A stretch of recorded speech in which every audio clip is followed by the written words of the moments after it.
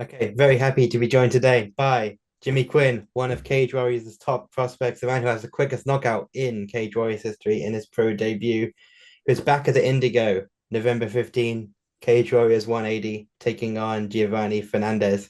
Jimmy, how you doing, man? Yeah, I'm all good, man. Staying prepared and ready, feeling sharp for this fight.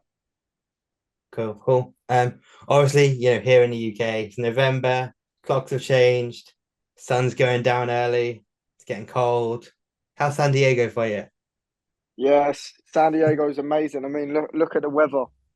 I Hmm. mean, you can't see too much there. The van's in the way, but it's sunny, it's hot, and yeah, it's lovely out here, man. It's the life.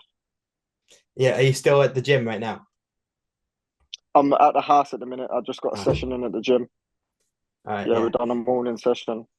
Of course, and I want to talk about MMA Fight Academy in a bit, but we are just 2 weeks away from the fight, or a little less than that now. Um, how are things going to look for you as you start to wrap up down in San Diego and then make the trip over? So I'm flying this Saturday on the Yeah. weekend. So a week before the fight, so we can climatize and get back to the time zone in London. And yeah, just start the water load when I get to London and the usual process of a fighter. And yeah, I've done it before a few times, so it's just getting prepared for the bigger things like UFC, the late call ups. So yeah, it's good stuff, good preparation.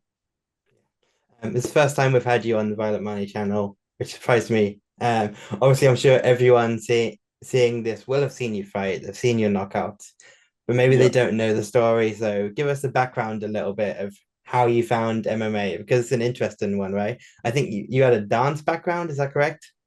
Yeah. I used to dance, and I remember being on tour for my dancing one time, and I was coming across a few MMA videos. I was looking into Conor McGregor. Cliche to say, but I was heavy into Conor McGregor at the time. He was in his prime, and it just really took to me. And I thought, you know what? I thought this guy's human. Let me try this as well. I want to go for this, and I just dropped everything. Um, Stopped the dancing. I was doing well in my dancing as well, and I just wanted to start a career for myself and prove to myself that I can go and do something that I put my mind to. How beneficial has that dance background been in MMA? Because maybe it's a silly question, but obviously, obviously footwork and things like that. How beneficial do you think that's been for you? Well, MMA is essentially movement, and Yeah. it's like if you watch something, you pick it up and you copy it. And if you can move your body in a certain way, that the certain mechanics of how to throw a punch or jiu-jitsu, the certain way you move your body and understanding how to shift your hips, it's all in correlation with dancing. It's the same thing. Obviously, it's a bit more brutal. You get punched in the face, but yes, it's very similar. And you've got the likes of look at boxing like Lomachenko. He used to dance as well, and look at his footwork. He's got some of the best footwork in the game. Yeah, of course. Giovanni Fernandez is the opponent this time out. He's a new name to a lot of Cage Warriors fans, and he doesn't seem like the easiest guy to find a whole lot about when you look online. But he's 2-2, all those first round finishes. What have you been able to find, and what are your thoughts on him? So what I've seen of him, he comes out hot, um, Yeah, and he's there to finish the fight. So it's definitely going to be. It could turn into a banger of a fight, but I'm going to be calm and composed. And when I'm calm, I'm dangerous. So I'm going to see the shots, and I'm going to pick him apart and show that there's levels to this. yeah. Obviously, he's like yourself in that he hasn't been that deep into his fights. Obviously, your longest fight is just under a minute into the second round. I mean, Yeah. if you're picking up those wins, you're not going to say no. But now you've had a little bit of experience. Are you at the point where you're like, maybe you want to kind of go a bit longer into the fight, or at this stage, are you still just happy? Obviously, just getting the wins done, getting back in there, getting more reps. Yeah, I'm happy to get the wins. I get the rounds in with the Yeah, gym at the MMA Academy with serious guys. So we're doing five fives twice a week, and I mean, I test myself in there as well. Obviously, a fight is completely different, but I mean, I'm ready for three fives. It's nothing new to me. And yeah, I'm happy to keep collecting these first round finishes and the second round finishes because that's what the UFC want essentially. They don't want people going to decisions and that, regardless of if you're schooling them. They want flashy things. They want the knockouts, they want the submissions, they want finishes, they want entertaining fights. So yeah, that's why I go in there and do my thing. You've mentioned UFC a couple of times, and obviously that's going to be the end goal for 99% of people in the sport. But Yeah. you only made your pro debut just over a year ago. Is that already something that's really on your mind? Yeah, I mean, I know I've got a long way to go, and I've still got Yeah. to have a couple of more fights on Cage Warriors, keep it going, eventually go to fight for the belt. That's a goal. But the the the plan ahead of me is, of course, I want to be in the UFC. That's what I set out to do, and I'm planning to do that within a few years. That's why I'm staying active and fighting on Cage Warriors. This is my fifth fight on Cage Warriors now, and it's a good big organization in Europe to get established on, and I want to keep picking up the wins and yeah, get as much experience as I can and eventually get a call up. Obviously, a big part of that is training at MMA Fight Academy as well.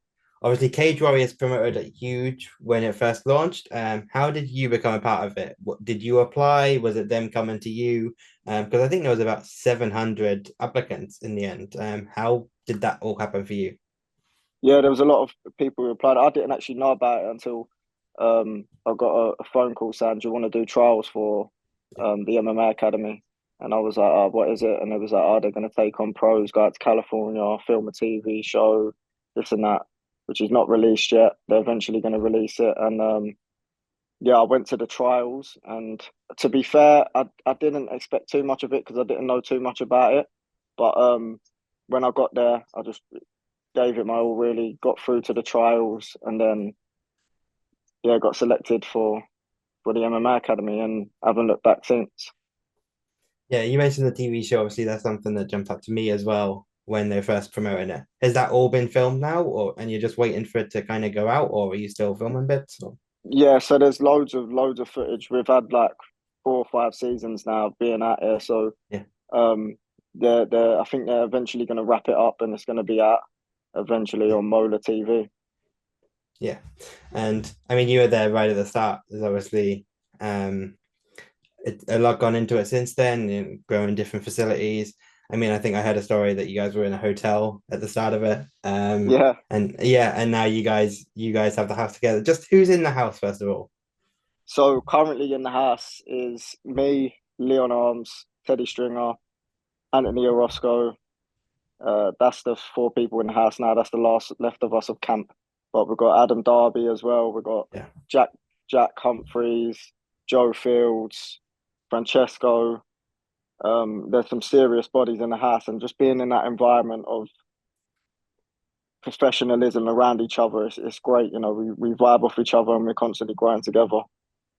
Yeah, that just those names you mentioned there. That's a hell of a group. Yeah, Obviously with the way it's been set up, that's gonna happen. But I mean, that comes back to, getting those rounds in the gym where no disrespect to some of the guys you're fighting in the cage, but yeah. they're not gonna be as tough as some of those guys in the gym.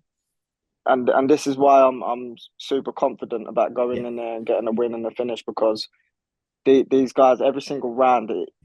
If you're tired and you've just done 3 rounds, you've got another round where you're with a serious body.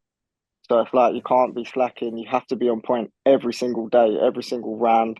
You have to be on point. There's no lacking over here. Yeah, of course. And obviously head coach Mark, obviously a guy whose presence in the sports goes back decades, working with Robbie Lawler, Mark Hughes, big names from that sort of time period. What's he been like to work with and kind of head this whole thing up? Yeah, Mark's great, man. He's a Yeah. phenomenal coach. Like I, I don't think I've come across someone like him. He's very disciplined, very straight to the point, but he's got all the experience that we need. So he's just he's getting us better, and we're growing as a team, and we can see that we can all feel that. And his wrestling coaching is unreal. Yeah.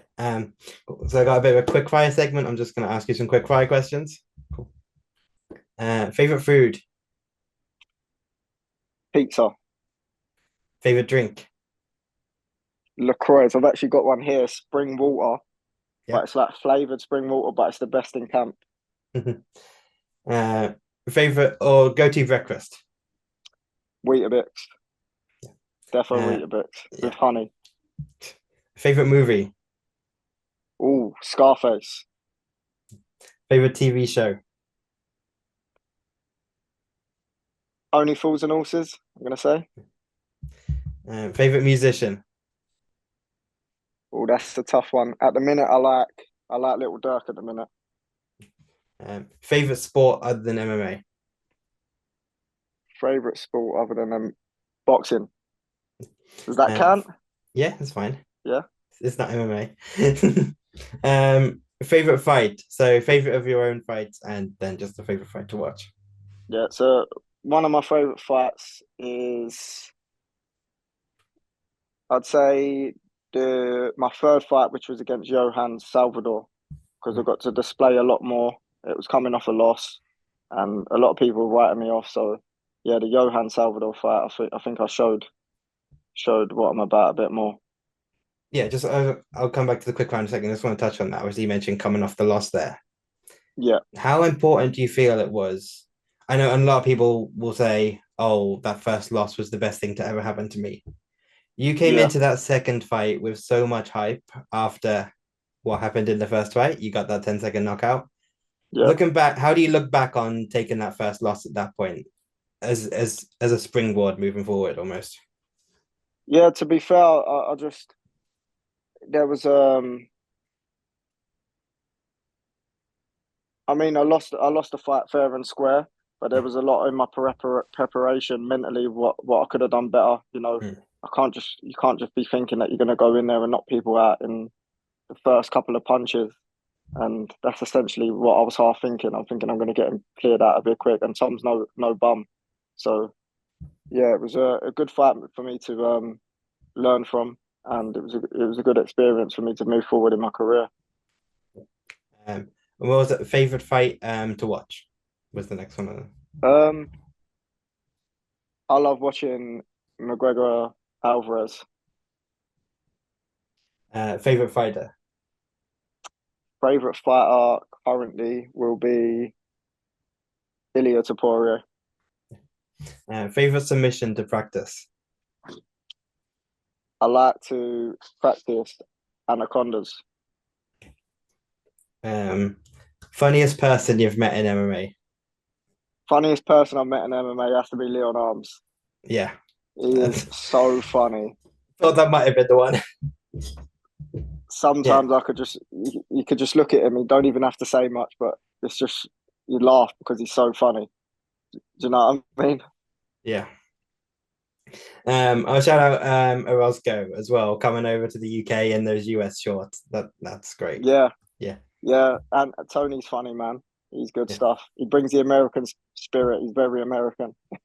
yeah. It's like was he? I go back to that list of guys. Was he the only American in the house at the minute? Yeah, he's the only American in the house at the minute, but he's we're all transferring to American at the minute. The way it's going with the elections and that, and the vibe over here. We had Halloween the other day as well, so we're seeing all the American people out and everyone enjoying themselves, and it's fun to be over it and being involved with them. Yeah, Anthony's the man. I love Anthony. Great guy. Yeah, Best piece of advice you've been given. be great. That's from Mark Fury. He always says it before we go out to fight. It's so simple, but be great. It's before a fight, it just gets you amped up and ready to go. Yeah. All right, that's all. I want to thank you for taking the time today, Jimmy. Just finally give us the hard sell. When yourself, Giovanni Fernandez step into the cage, Cage Warriors 180 at the Indigo, November 15th, UFC Fight Pass. What can the people expect? Um, People could expect a masterclass. I'm going to go out there, show that there's levels to this game, and Giovanni Fernandez. Um, yeah, better be prepared because it's going to be a tough one for him. Perfect. Very excited for the fight. Very excited to see you back in there. Thanks for taking the time today. Thank you, bro. Appreciate it.